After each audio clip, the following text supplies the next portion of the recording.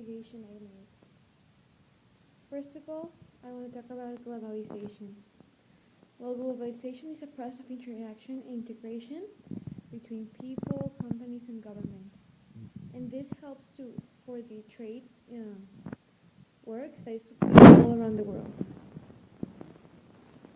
Now I'm going to explain a little bit about negative and positive effects of globalization in the most advanced countries.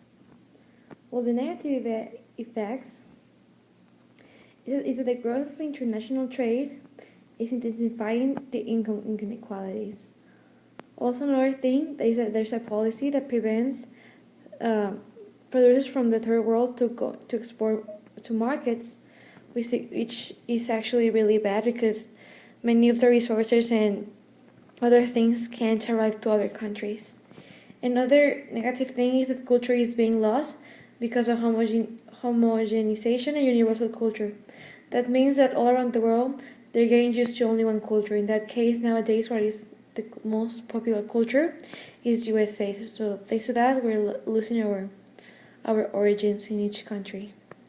And the positive effects is, well, there's more opportunities for the less industrialized countries to take advantage of the large markets, so they can actually receive everything they need in their country. And this brings more benefits like capital flows, technology, human capital, cheaper imports, and larger exports. And other positive things, it allows business to be part of production networks. Now let's talk a little bit about trade. Well, this is part of the economy that is made all around the world, and it's based on buying and selling goods and services all around the world, right? So all countries can receive everything that they need. Part of trading is this very common organization that is called the World Trade Organization, and it was founded on January the 1st of 1995.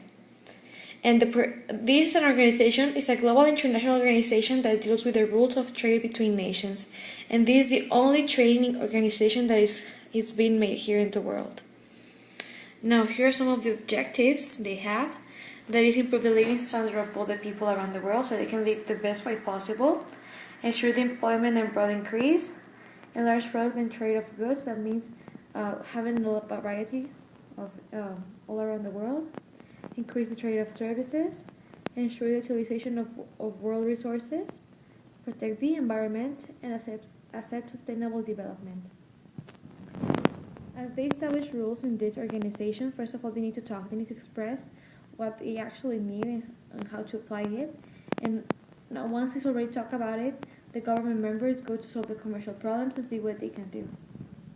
And well, this organization has about 164 countries, which are the members, and they were assigned as members since July 29 of 2016.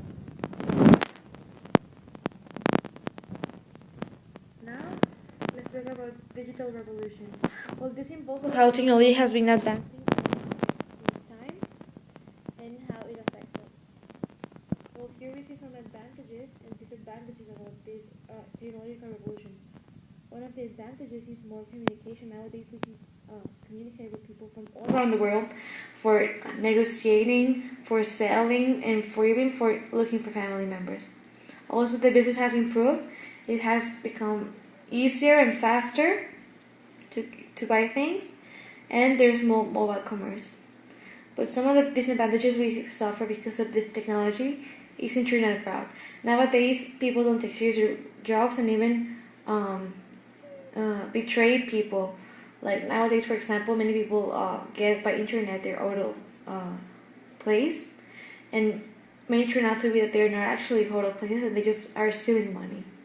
Also, what we have is no privacy. Nowadays, people can look at everything you do because now people always publicate everything they do, so they can even you can even lose your identity. And also, there's loss of copyright. Nowadays, many people don't respect others' property, like for example, the copyright of movies and songs. So everything is being lost. Now let's take a little bit of terrorism. According to the dictionary.com, is the use of violence and threats to intimidate. And nowadays, well, this is getting worse. Now I have this question here that says, How do you think technology benefits or affects terrorism? Well, I found this TED video about 2012 about Mr. Goodman, who explained a little bit about that. He's a police officer, by the way. And this is some of the phrases that catch my attention. For example, there was a terrorism assault on Mumbai, India, 2008, and he mentioned this. The lethal innovation was the way that the terrorists used modern information communication technologies. So that means that because of technologies and everything, they could attack these people and did what they actually did, which was awful, by the way.